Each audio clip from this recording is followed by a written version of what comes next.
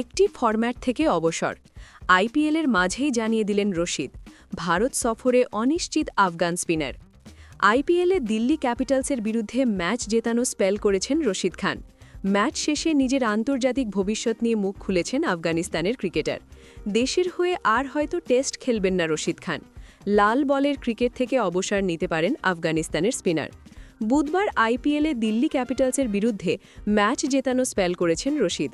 Match শেষে নিজের আন্তর্জাতিক ভবিষ্যৎ নিয়ে মুখ খুলেছেন আফগানিস্তানের ক্রিকেটার। তার মতে বেশি দিন ক্রিকেট খেলার স্বার্থেই এই সিদ্ধান্ত নিয়েছেন তিনি। সাংবাদিক বৈঠকে রশিদ বলেন, লাল বলের ক্রিকেট খেলা আমার পক্ষে কঠিন। আমার চিকিৎসক বলেছেন লাল বলের ক্রিকেট থেকে দূরে থাকতে। চলতি বছর জুন মাসে ভারতের বিরুদ্ধে একটি টেস্ট খেলার কথা আফগানিস্তানের, কিন্তু রশিদ হয় তা সেই ম্যাচে খেলবেন না। পিঠের অস্ত্রোপচারের পর টেস্ট খেলেছিলেন রশিদ, কিন্তু তারপরেই চিকিৎসকের ধমক খান তিনি। রশিদ বলেন, আমি অস্ত্রোপচারের পরেও টেস্ট খেলেছিলাম। জিম্বাবুয়ের বিরুদ্ধে ৬৭ ওভার বল করেছিলাম।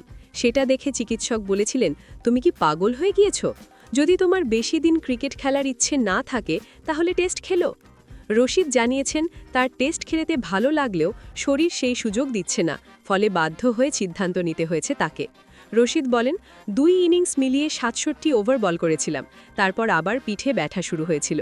চিকিৎসক বললেন, তোমার এটা করা উচিত হয়নি, আবার পিঠে চোট পেলে সেরে ওঠার সম্ভাবনা কম।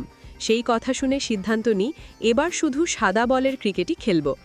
২০১৭ সালের টেস্ট খেলার যোগ্যতা অর্জনের পর থেকে আফগানিস্তান মোট ১২টি টেস্ট খেলেছে, তার মধ্যে 6টি টেস্টে খেলেছেন রশিদ।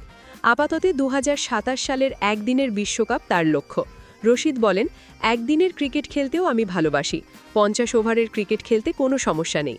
শেষ ২ টেস্টে ১২৬ ওভার বল করেছি, ১২টা একদিনের ম্যাচের সমান, তাই আপাতত সাদা বলেই মন দিচ্ছি।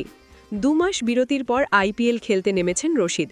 প্রথম ২ ম্যাচে তেমন ভালো বল করতে না পারলেও দিল্লির বিরুদ্ধে ৪ ওভারে ১৭ রান দিয়ে ৩ উইকেট নিয়েছেন তিনি। রশিদকে দেখে বোঝা যাচ্ছে ধীরে ধীরে ছন্দে ফিরছেন। টি-20তে আইসিসি ক্রমতালিকায় শীর্ষে থাকা বোলার।